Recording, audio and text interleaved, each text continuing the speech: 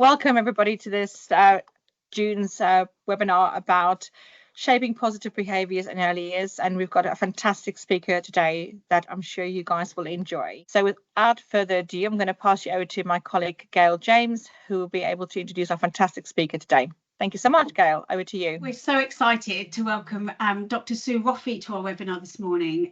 This webinar is about proactive action to shape positive behaviour in children, not reactive strategies to challenging behaviours. So Sue will cover that in her next webinar.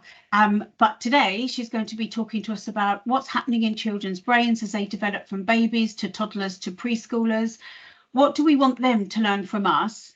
The importance of being proactive, not just reactive. The crucial considerations that all begin with a C. So Sue's going to be delving into that this morning. But first, a little about Sue herself. Dr. Sue Roffey is a teacher, a psychologist, an academic, a keynote speaker, and an international consultant. She's an honorary professor at University College London, director of Growing Great Schools Worldwide, and a fellow of the British Psychological Society. She's a prolific author and has written numerous books, chapters, resources, and articles on all aspects of school and student wellbeing, including behaviour, relationships, social and emotional learning, and school culture as well. She was given the 2024 Outstanding Contribution Award by the National Association of Pastoral Care and Education, and she's currently co-editing the book, The Handbook of Wellbeing in Education. And importantly, Sue is also Suna, which is grandma, to her 3 grandchildren, aged 4, 3, and 1. Over to you, Sue. Thanks very much, Gail. It's really great to be here. Thank you, everybody, for coming on to this. I think the well-being of kids is at the top of everybody's agenda. This is a series, and the first one we're going to be talking about today is shaping the behaviour you want in the early years. It's 4 linked webinars, and they're pretty much based on the book that I'm currently commissioned to write for Routledge and the BPS. So let's think first of all about the baby that's a newborn becoming a toddler and becoming a preschooler. And what is actually stunning about this is that their brains are growing at a rate of over 1 million new neural connections a second. That is phenomenal. If you actually look at the size of a child's head when they're born, and then a year later, you can see that there's lots and lots of firing going on. What's important about that is that the more something happens, the more those neural connections are fired. When children get lots of practice or get lots of the same experience, those connections get strengthened. So the quality of every single interaction and every experience matters for how those children develop, grow, and learn. So what are they learning? All this brain development going on. Well, the first thing, of course, is that children learn to connect with others very early on. One of the things that we try really hard to do as parents, and I know as a grandparent, is you put a lot of effort into getting that little one to smile, and they do it about 6 weeks. And they learn that it's very rewarding to the carers and the people around them. So they do it a lot. If you smile at a baby in a bus who's sort of about 3-6 months old, they will almost invariably smile back if they're used to getting a positive response when they smile out. They are learning about who they are and who they're becoming. They're learning about all sorts of things. You can see it on the screen up there. First of all, as well, about how to communicate. First of all, by crying. But one of the things I think people don't understand perhaps enough is that there's different parts of the brain that deal with understanding to talking. So it's incredibly important that we talk to babies from the time they are little, so that they won't be able to talk back for a year or so. But the more you talk with those little ones when they're tiny, the more they will actually develop what we call oracy now, the ability to speak and to learn to understand. Everything matters. They will learn at some point that people get pretty upset with them when they throw food on the floor. So they learn over time that food belongs on their plate on the table. So let's have a moment to think. What do we want children to learn? What do we want them to learn? What do we want them to learn about who they are? And that is all the things that you can see written in red there, that they're lovable just as they are, that become independent and confident. And then what do we want them to learn to do? We want them to actually enjoy learning for a start. We want them to function well in most situations, to learn to function well. They certainly won't do it at the outset, but over time, with repeated kindly interactions, they will learn to function well.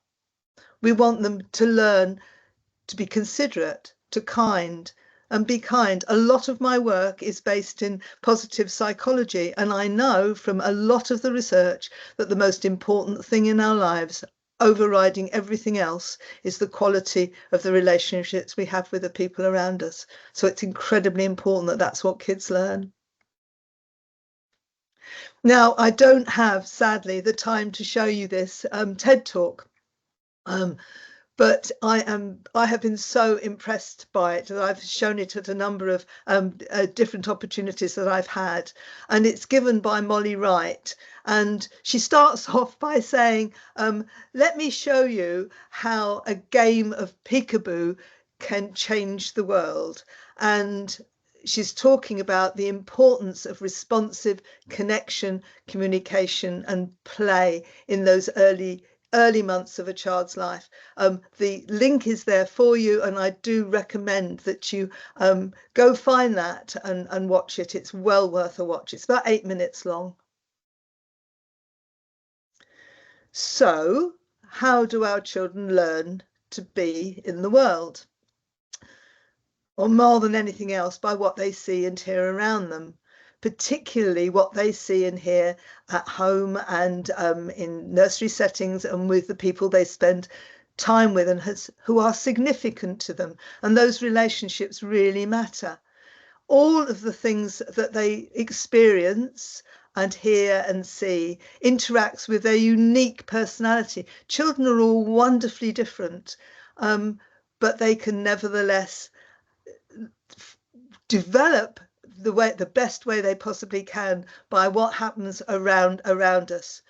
We need to be proactive in our relationships and interactions with children, not just react to what they do, but be proactive. And this is how we're going to do this. Now, have a quick look at this. I think all of us want to do our best as parents. But even with the best intentions, sometimes we don't get it right. So one of the things that we need to be thinking about is thinking about how we look after ourselves so that we can do things by thinking things through, thinking about the consequences of the actions that we take and the words that we use. If you're exhausted, and having little children around is exhausting. And as Gail said, I now have 3 little grandchildren, and when they come and stay and I have a couple of hours with them, I'm really pleased to be handing them back to their parents, because it is very, very wearing to have young children around you, which means it's incredibly important that if you're going to be responding and interacting at an optimal level, you look after yourself as well as you possibly can. And sometimes I know that people need to put on an episode of Bluey or Octonauts so that they can have just a little bit of space. I think it's very important that we talk to kids a lot, but sometimes you need to look after yourselves. Now, it's important to say at this stage that everything that I am saying is aligned with everything I know about healthy child development. I've been a child psychologist for many years, and everything I'm saying here fits with that. But what's important to remember is that a lot of the things I'm talking about aren't big. They're just a slightly different way of doing things. So they're all doable. Before I go into the more details of shaping behaviour, I just want to mention the fact that there are different parenting styles. And you'll probably know about this, so forgive me if I'm repeating what you already know. The most common two are permissive, which is basically loving children a very great deal, but actually letting them take control, which has not very good outcomes in the long run. And facilitative. Now, a lot of the research calls that style authoritative, but I think that that word is too near authoritarian, which is another parenting style. So I use the word facilitative, and I've noticed that a number of people are now changing authoritative to facilitative. And that is has the best outcomes for children. Those people who are facilitative are very warm and loving in the same way as permissive parents are, but they also have high expectations of their children. They help children become the best of themselves. They're flexible, but they're also very clear about what's expected, and they help children meet those expectations. So everything we're talking about today is based in this parenting style. But as you all know, parenting changes over time, age and stage. And there are books written about this slide.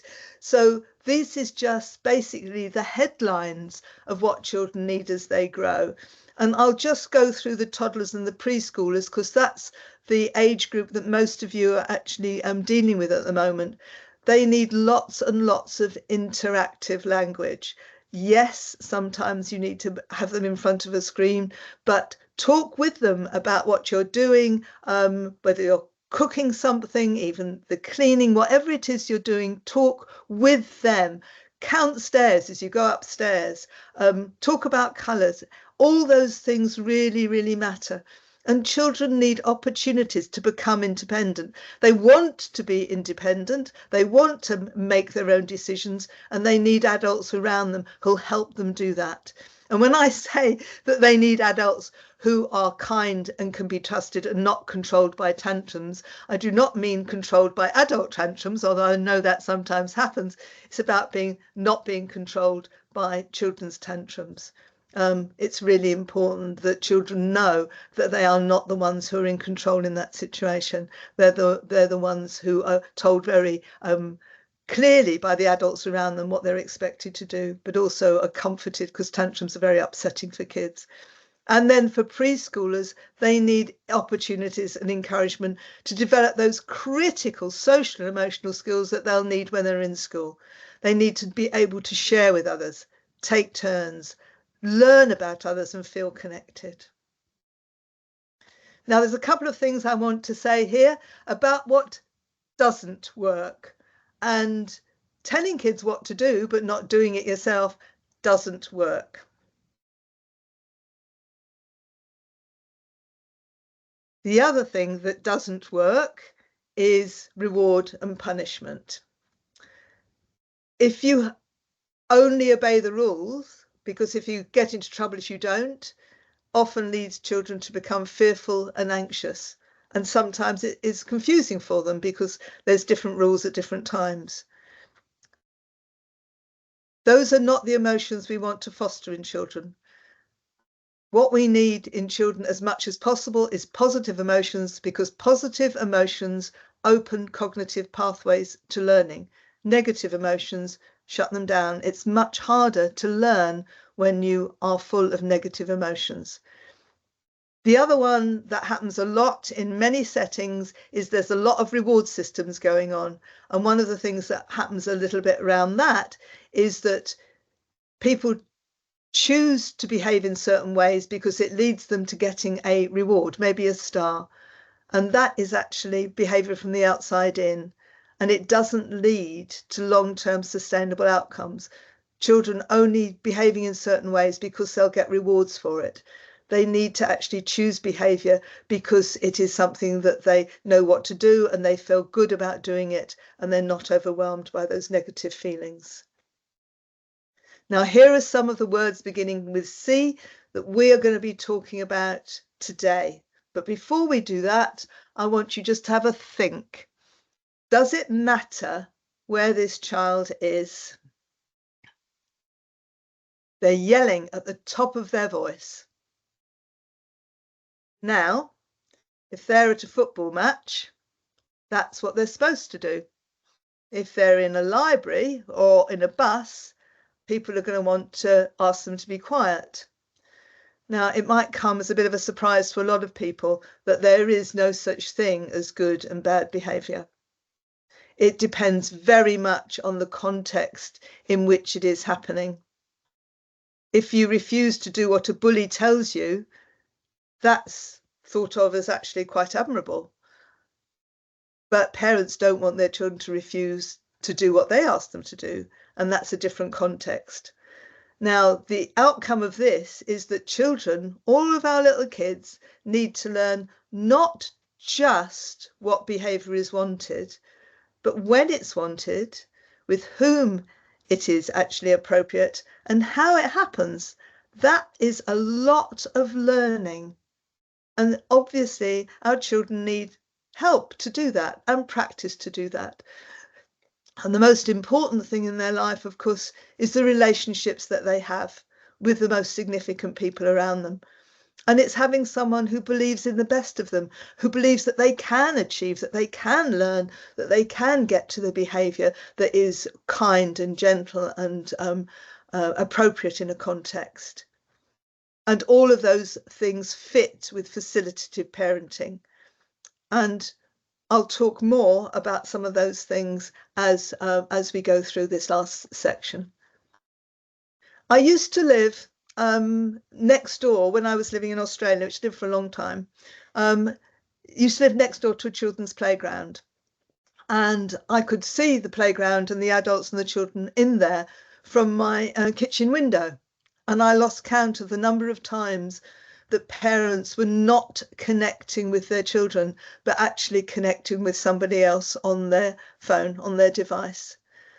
Occasionally you'd find a parent or a carer or a grandparent actually talking with children about what they were doing on the slides and the swing and in the sandpit, but a lot of the time that wasn't the case. And I think that we need to be really aware of who we're connecting with when we've got little ones around us. Very importantly, children see, children hear, and children copy. Those three in my back garden there are what's called doing yogas. And that's what they have learned to do. And now that little one is showing her baby brother how to do yogas. So this is a bit of a reflection for all of you. What models do your children copy? What behaviours and what values and what attitudes are they copying? We need to be very aware of what children are seeing on screens. Is it something that you would want them to learn, or is it something that maybe they are going to be copying as they get older that's actually quite violent? There's an enormous amount of violence on some screens. And I know that the sorts of books and stories that little children are reading really matter. I expect many of you have come across the Smeds and the Smurfs, which is talking about inclusion and accepting others who are different from us. Really important for kids to have those opportunities to read and talk about those stories. This is a really important C word, and it's about being clear. If I say to you, don't throw rubbish in the road, what is the picture in your head? It's going to be a picture of throwing rubbish in the road, isn't it? If I say to you, rubbish belongs in the bin, what's the picture in your head? It's a picture of rubbish going in the bin. It's really important that wherever we possibly can, we actually inform children what to do, not what not to do. They've got much more chances of doing it if they know what they have to do and that the instructions that we give them are concise and brief. Now, I'm going to read what's at the bottom. And you can see that for some children, this is not information that they can hold in their head. You know that piece of wrapper that was around your biscuit? Well, that is rubbish. And if you just throw rubbish on the street, someone else has to clear it up. And you never know, it might have come in the sea, polluting where the fish live. Now, all of that's great stuff. But it doesn't help a young child who is learning to manage maybe 1, 2 instructions at a time, what exactly they're supposed to be doing. Now, it's really helpful for children to have routines, because that means that they're doing the same thing over and over again. Those neural connections are getting repeated and strengthened, so those routines really matter. If you have them in, day out about, cleaning their teeth at a certain time, etc., morning stacks at a certain time, that gives lots of opportunities for reinforcement of the positive. When things are haywire and chaotic, and they are sometimes, you go on holiday and things are different, timing changes sometimes, things happen at home, children are much more likely to be challenging because they'll be confused about the expectations. There's another one about expectations that I think that we don't often think about. How about trying to avoid saying no? Because you know that saying no to children, particularly at a certain age, will actually lead to a tantrum or lead to something that you don't want to see. So there's lots of other phrases. Let me think about that. And particularly in shops, and I've wished I'd learnt this with my children, I have learnt it with my grandchildren, that children have said, you could put that on your wish list. I mean, the wish list is probably about several miles long now, and it probably won't ever come to fruition, but it's another thing to say rather than saying no. However, once you have firmly said no, stick with it. Now, there's a good reason for this.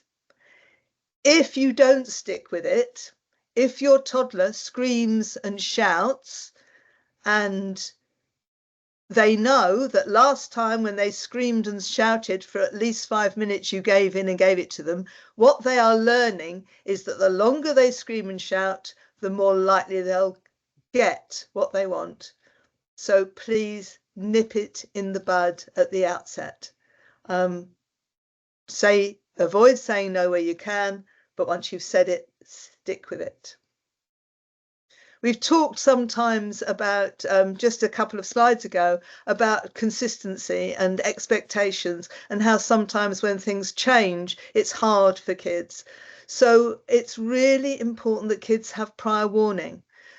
When things are going to be different from usual in the nursery, let children know, not just once, but several times, and check in whether they've remembered. Maybe someone else picking them up, sometimes a new member of staff. And at home, when it's time to leave a friend's house or a playground, give children warnings. I mean, one of the things that I've seen happen really effectively is letting children use the timer, so that children are switching it on, so that when the timer on your phone goes, they then know that then that's the time to leave. It gives them a little bit of control, and you'll get less tantrums. The other important thing that I want to say this morning is about catching the behaviour you want. And this is a little story to illustrate it. I was in a supermarket walking around, going behind a mum who'd got a younger child in her trolley and a little boy who was probably 3 or 4, maybe 3, walking around behind her. And he did his absolute level best to engage his mum with what was going on. He was pointing things out to her, and she studiously ignored every single thing he said. And eventually he pointed to a packet of cereal and said, "Mummy, Mummy, Cocoa Pops." He was really pleased he recognised it. And she turned around to him and she just yelled at him, "Put that back." He then threw the Cocoa Pops on the floor, threw himself after the Cocoa Pops, and proceeded to engage in a major tantrum. She then gave him her absolute, undivided, gold star attention. So I thought to myself, when that little boy goes to school, he's going to learn that he gets attention for being difficult. So these are the sorts of positive comments that we need to be thinking about for kids. Thanks for doing that. You're such a helpful person. I'm proud of how you handled that. I noticed you ate all your dinner today. You are becoming such a kind person, using the language of strengths, both to the child and to people around the child, so they can hear those comments about themselves to others. Words really matter. If you comment on the positive, you help to construct a positive self-concept. Not just well done, but well done for. And actually, when you talk about effort a child's made, you encourage a growth mindset, a belief that they can actually change, a belief that they can do things eventually. I really like that word yet. You're learning this, but you haven't quite got there yet. Asking them questions rather than telling them actually engages thinking. Things like, what's the sort of voice you use in here? Your inside voice or your outside voice? And then admitting the mistakes that you make and apologizing if you don't get things right. It's good modeling, and it helps your children, all children, understand that we do not need to be perfect, and all of us are learning. When children hear themselves described as friendly, helpful, or kind, they're more likely to try and live up to this image. If they hear themselves described as lazy or even naughty, that's how they think of themselves. We need to be very careful about the language that we use. So let's just have a little bit of a strengths reflection here. What are the children's strengths? Their relationship skills, their strengths that help them bounce back from difficulties, including having a sense of humour sometimes, the personal strengths that define quality of character, and all the other strengths they have. Not just that they're good at something, like they're good at maths and reading, or numbers and words, or colours, but they're actually getting to be a kind person. They're getting to be patient because they're waiting their turn. When they hear those things about themselves, then they're much more likely to live up to their behaviour being shaped in that way and becoming that person. A child will only know they have their strengths if the adults around them show that they're proud of them for having those strengths. Most children will choose independence given the choice. They want to do it themselves. We know from all the research in positive psychology, Ryan and Detchi have written masses on this, that self-determination is fundamental to healthy child development. But they can't do things all at once. They will actually need a little bit of support. Things will happen in steps. And one of the things that will be needed is that people do things with them. And if you show that you are really pleased to be doing things with the little ones in your care, then those kids will feel that they matter and that they are lovable as they are. And I'm going to show you a little, very speeded up, tiny clip of a child below the age of 1 who's had things modelled to them, who's choosing to help.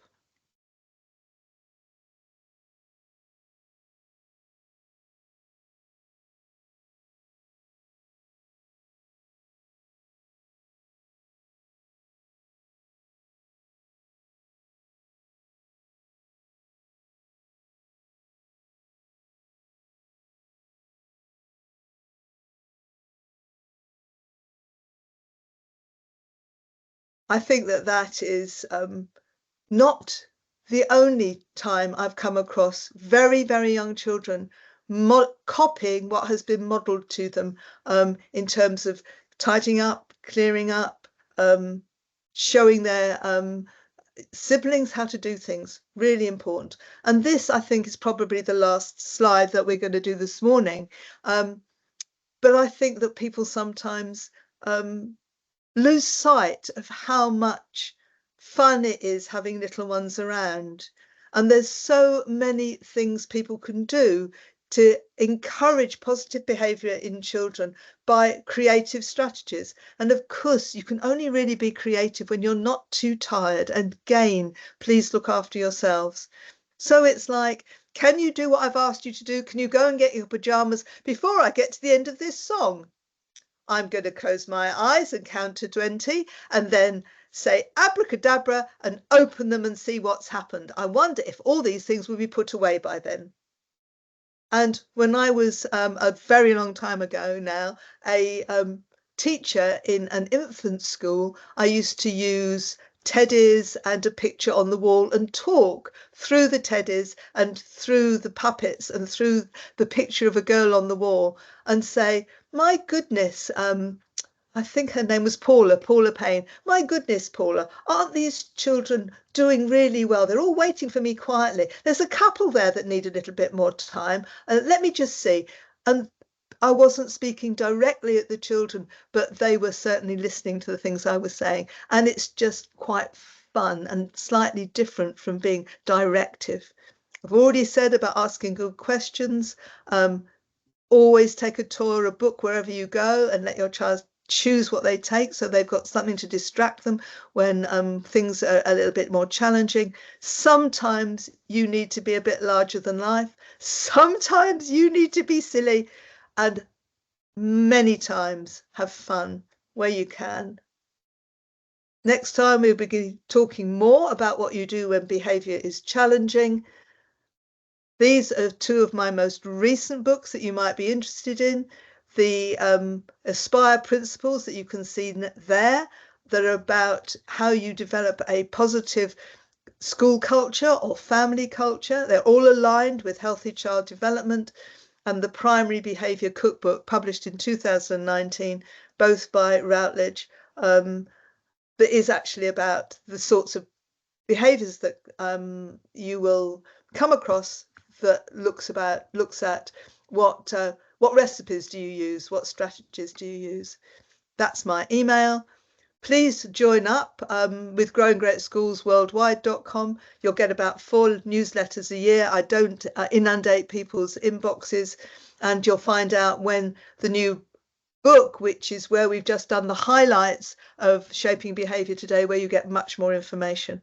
And I train teachers in social and emotional learning so that it's a safe, solution-focused, strengths-based place for children and for teachers. Thank you very much. Wow, thank you so much, Sue. That was really, then I was listening to you the whole time with a smile on my face, because I just thought, wish I'd known you before when my son was very little, because, you know, things I've made the mistakes of having reward charts and stuff like that as well. And you just think, oh, you know, if I'd only known, you know, there was different ways of doing things. So thank you so much. That was really informative. We've had so many questions come in. So if you don't mind, I will fire away. We've had some people as well give it their ideas, which is in the chat. So please do read those, but we'll come to those as well in a second. So one of the questions we've had is, what is the most effective strategies for encouraging positive behaviour in toddlers and preschoolers? Well, I think basically we've covered a lot of them. I think it's about being clear to children what you want them to do. I'm telling them what not to do. I think it's about modeling and showing them, and maybe referring to things. So if you're reading books about kindness, or you're reading books about helpful behavior, and there's lots and lots of great books for little ones around, so that when the behavior is not what you might want, you might be saying, do you remember how maybe Bluey's dad did such and such? Maybe you could do that. So you give them ideas about what they might do, and of course you notice it, you notice the positive, and you comment on the positive. Thank you for doing that. I've noticed that. Well done for. Yeah, no, that's great as well.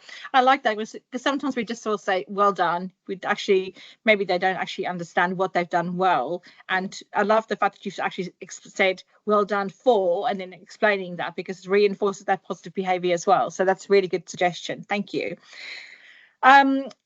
One of the other questions was, how can we differentiate between a typical developmental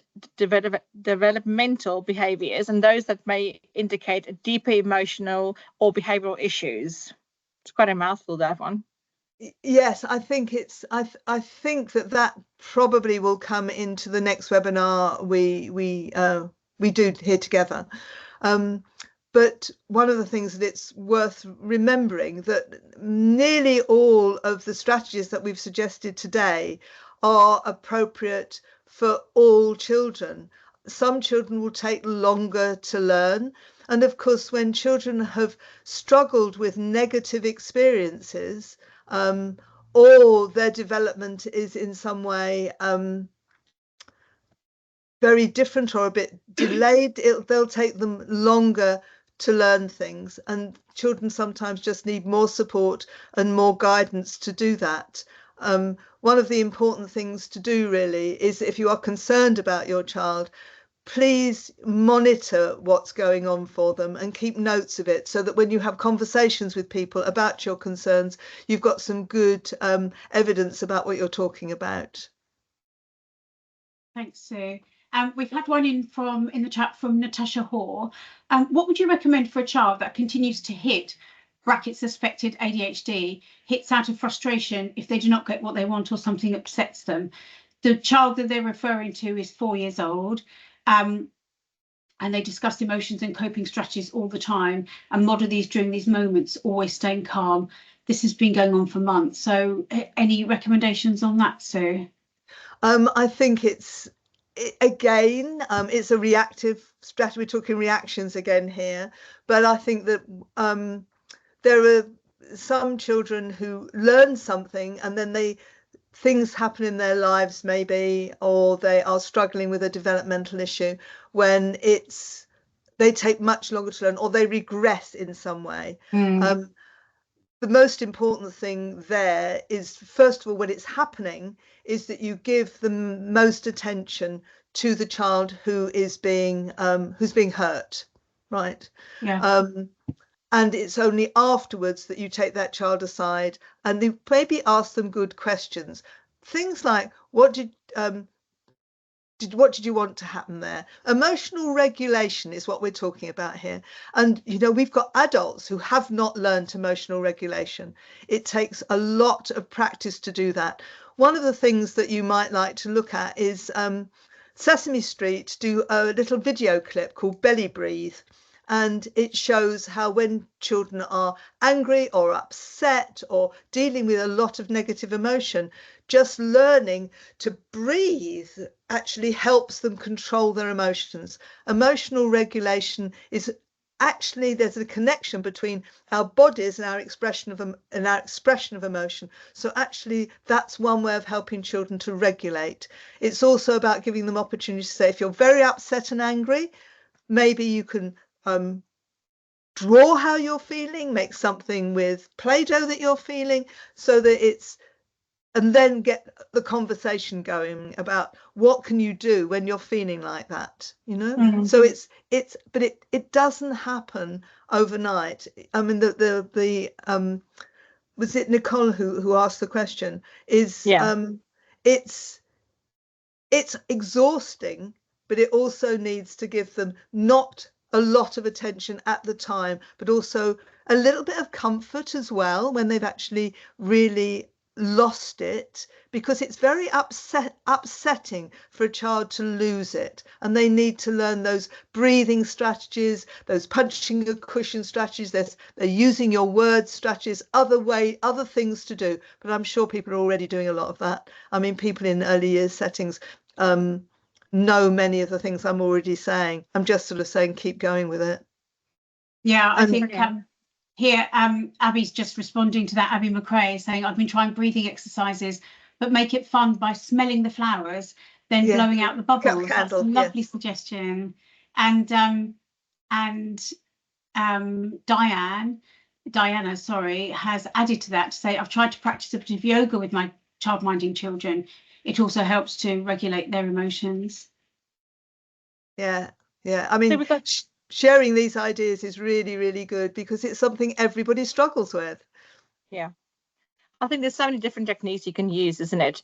But you know, this has been fantastic of people sharing their ideas. We had another question in from Christine, who's saying she actually teaches science to early years, and for the first time this year, she's actually found that to be really helpful, but also a great reminder for other older primary pupils. She's asked the question about how would you manage the behaviour of an early years child who continues to sit on others or stand on punch or pushes others in line. Right, we've got another reactive question here. Which one? We knew it was going to happen, Sue. We knew it was going to happen. I knew this was going to happen. Ask them, give them agency, ask them and say, you seem to have a problem with pushing people in line. Where do you think will be the best place for you to stand so that you don't do that? Give them a bit of agency. See whether or not that makes any difference. You know, I think I'm actually on an OECD expert group around empowering children, and one of the things that's really important is that we encourage agency in children as much as we possibly can. We give them options, we ask them good questions, not perhaps completely open options like what do you want to play with, but out of this and this, what do you want to play with? Do you want to go after the line? Would you like to hold an adult's hand? Something like that, or ask them what would help you not hit somebody. Sometimes we don't have those questions for children. Sometimes we're quite surprised at the answers. That's a really good response. I think if a child can understand, you know, language like that. Amber has just actually asked the question, how would this work for a child with limited language or understanding, for example, a 2-year-old? I think lots and lots of 2-year-olds, if they have had enough interactive language in their early years, they will understand even if they can't speak. Now, somebody just mentioned the importance of teaching children some sign language. And I think that's a brilliant idea. I've actually got a number of sign language books for my little grandchildren here, so that they can actually use some things to express their needs. And the other thing that does, of course, is it gives them another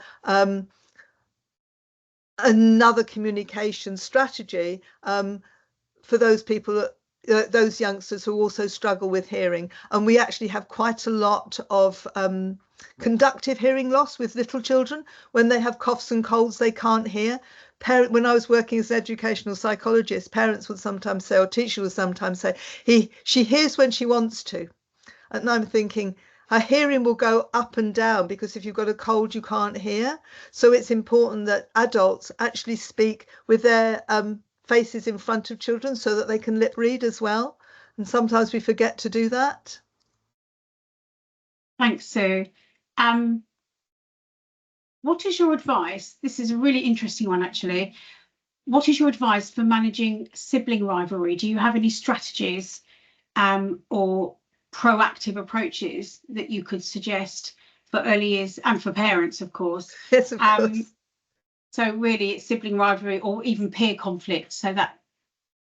Well, I mean, I think when it comes to sibling rivalry, I mean, one of the things that, of course, is so important is before that baby ever arrives, people have conversations with the older children about, you know, how important they are as a big sister or a big brother, etc., etc. Now, what happens, of course, is that the new one gets a lot of attention, and it's important that that is balanced somehow by this other sibling feeling that they also have special time with their parents as a family, and they're also all of those strengths about you know, how this new child, how the younger child learns from the older one, and talking to the older one about what do you want what do you want your baby brother to learn, here?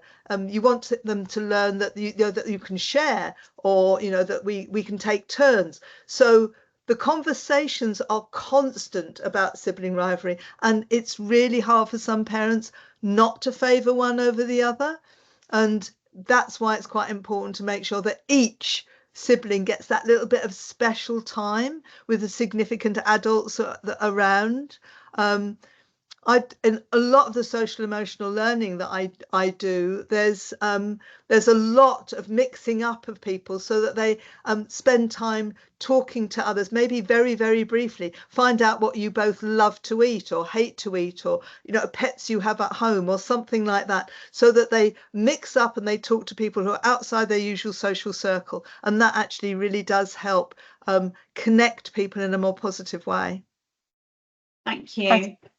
Great, thank you so much. One of the questions that I referred to earlier about what you said about rewards, Kelsey has asked, could you expand on why rewards like stickers don't work as well, and how to replace it?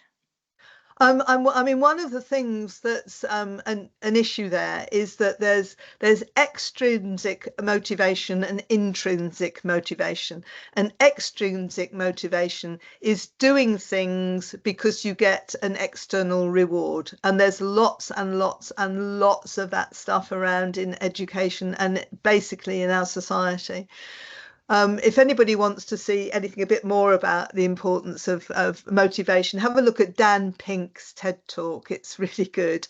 I think it's also an RSA talk, Royal Society of Arts talk. Have a look at that.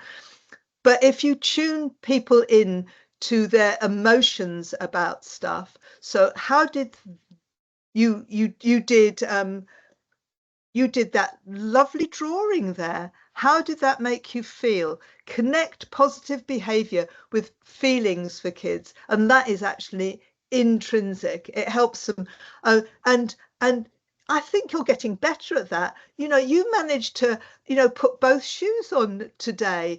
That's better than yesterday. So kids get the idea about the importance of mastery. People get really pleased, and they will do things to get better at things. That mastery things, that is intrinsic motivation, but also how they feel about it is also often left out of the equation, and kids' feelings matter a lot. So asking children, how did you feel when you did that? I mean, sometimes you'll get negative things, but that's part of the whole discussion around emotions. Thank you. So another question that's come in is, how can I help our children in regards to listening and sitting during group times to get their attention? Another reactive one, but maybe thinking of some proactive strategies before that actually takes place. I've tried engaging activities, etc., but it doesn't always work. Well, first of all, it depends very much. We've talked about the different ages and stages of children, and children's attention span is quite often quite short when they're little, but it also will depend on what's actually being offered to them. I mean, one of the things, and I'm sure you already do that, is that asking children to be quiet doesn't work. Very rarely works.